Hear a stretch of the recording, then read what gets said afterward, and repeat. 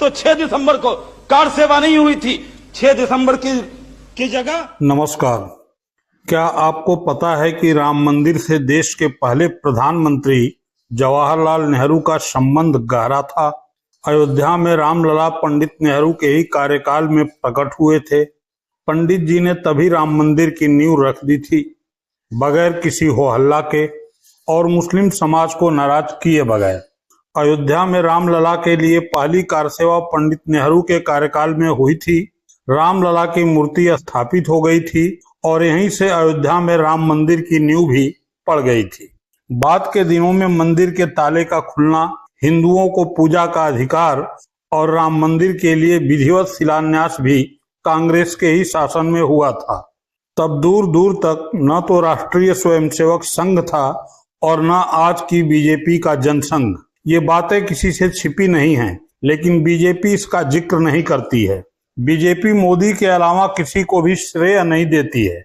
यहाँ तक कहती है कि श्री राम को अयोध्या में मोदी जी लाए।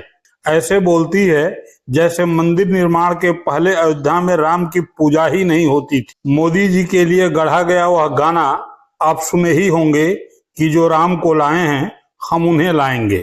तो क्या सच में मोदी जी ही राम को अयोध्या में लाए या फिर यह एक सियासी प्रोपेगेंडा था? सभी तथ्यों से पर्दा हटाएंगे। केवल कोरी बातों के सहारे नहीं, बीजेपी के दो दिग्गजों, एक हिंदू और एक मुस्लिम नेता के बयान के सहारे, जो बीजेपी पर भारी पड़ने वाला है। क्योंकि बीजेपी अभी तक कांग्रेस पर श्री राम मंदिर विरोधी होने का आरोप मढ़ती आ रही है। भाइयों बहनों, मुझे बताओ, अयोध्या में राम मंदिर बनना चाहिए था या नहीं बनना चाहिए था? जोर से बोलो, बनना चाहिए था या नहीं बनना चाहिए था? 550 साल पहले बाबर ने राम मंदिर तोड़ा, तब से 2019 तक राम मंदिर को प्रश्न को पहले अंग्रेजों ने, मुगलों ने, फिर अंग्रेजों ने, फिर कांग्रेसियों ने और लालू ने अटका कर रखा, भटका कर रखा, लटका कर रखा। सुना आपने किस तरह अमित शाह ने कांग्रेस को मुगलों और अंग्रेजों से जोड़ दिया। फिर नायाब तुकबंदी, लटका कर रखा, भटका कर रखा, अटका कर रखा। क्या ये सच है कि कांग्रेस ने मंदिर निर्माण में रोड़ा अटकाए? हाँ, आप यह जरूर कह सकते हैं कि जिस तरह से 92 में मंदिर के नाम पर बीजेपी ने माहौल बनाया, वैसा माहौल कांग्रेस ने नहीं बनाया। मुस्लिम समाज को विश्वास में लेकर कांग्रेस ने वे सभी कार्य किए जो तब कठिन था, क्योंकि देश धर्म के आधार पर विभाजित हो चुका था और दोनों तरफ गुस्सा था। खैर, आप मंदिर आंदोलन के लिए मोदी और शाह को बड़ा चेहरा मानते हैं या कल्याण सिंह को? निश्चित तौर पर उस समय कल्याण सिंह के समक्ष मोदी शाह का कोई जिक्र भी नहीं था। कल्याण सिंह मंदिर आंदोलन में तो सक्रिय थे ही, मंदिर निर्माण के लिए अपनी सरकार तक को दांव पर रख चुके थे और उस समय हिंदू नेताओं में अग्रणीय भूमिका में थे। वही कल्याण सिंह अमित शाह की इस बात से इत्तेफाक नहीं रखते हैं कि मंदिर बनाने में कांग्रेस रोड़ा थी। कल्याण सिंह तो यहाँ तक कहते हैं कि कांग्रेस ने राम मंदिर निर्माण के लिए बहुत कुछ किया। सुनिए कल्याण सिंह को। जबकि वहां पर मूर्ति की स्थापना रामलला की हुई थी, किसका शासन था दोनों जगह? कांग्रेस का। उसके बाद फिर ताला खोला गया रामलला की पूजा अर्चने के लिए, खुदा की इबादत के लिए नहीं। सरकार किसकी थी? केंद्र में कांग्रेस की, उत्तर प्रदेश में कांग्रेस की। उसके बाद वहां शिलान्यास हुआ, तो शिलान्यास मस्जिद का नहीं हुआ, शिलान्यास हुआ था मंदिर बनाने का। किसके जमाने में हुआ?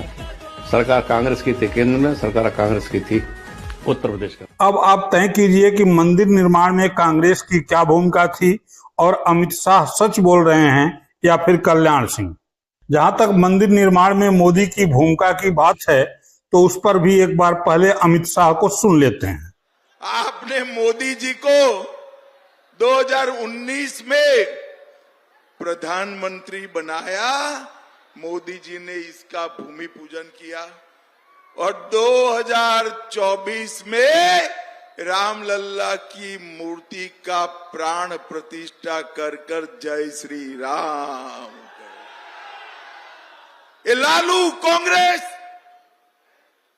ये राम मंदिर को रोकना चाहते। सुना आपने, मोदी प्रधानमंत्री बने तो भूमि पूजन हुआ और प्राण प्रतिष्ठा हुई, लेकिन सच यह है कि भूमि पूजन कांग्रेस के वक्त में ही हो गया था, वह भी बगैर किसी हो हल्ला के। अगर मोदी जी के प्रधानमंत्री बनने के कारण ही मंदिर बना तो फिर मोदी जी तो 2014 में ही प्रधानमंत्री बन गए थे। 2019 तक का इंतजार क्यों? क्योंकि मामला कोर्ट में चला गया था और सभी को कोर्ट के निर्णय का इंतजार था। आप अमित शाह की बात से सहमत हो सकते हैं, लेकिन अमित शाह की पार्टी बीजेपी के दिग्गज मुस्लिम नेता और तब के सांसद शाहनवाज इस बात से सहमत नहीं दिखते हैं कि मंदिर निर्माण का रास्ता मोदी के आने के बाद खुला। शाहनवाज का तो यहाँ तक मानना है कि भव्य मंदिर से पहले मंदिर निर्माण के लिए बहुत कुछ हुआ और सब कुछ कांग्रेस ने किया। सुनिए लोकसभा में शाहनवाज हुसैन को। सबसे पहले मूर्ति जिसके समय में रखे गए उस वक्त के प्रधानमंत्री का नाम क्या था? उपाध्यक्ष महोदय, मैं ये जानना चाहता हूँ। 22 दिसंबर 23 दिसंबर के जी उस वक्त के प्रधानमंत्री आदरणीय जवाहरलाल नेहरू जी थे। 22 दिसंबर 23 दिसंबर को वहां मूर्ति रखी गई और स्टेटस तो 6 दिसंबर को कार सेवा नहीं हुई थी। 6 दिसंबर की जगह 22 और 23 दिसंबर को कांग्रेस के प्रथम प्रधानमंत्री के दौर में आपने उस बाबरी मस्जिद को राम जन्मभूमि बनाने का काम किया था। इससे उपाध्यक्ष महोदय 29 दिसंबर को 29 दिसंबर के दिन उपाध्यक्ष महोदय 29 दिसंबर को जिला अधिकारी फैजाबाद के म्युनिसिपल चेयरमैन को किया गया। 16 जनवरी को मिस्टर अनिल बसो, थैंक यू आपका, शुक्रिया आपका।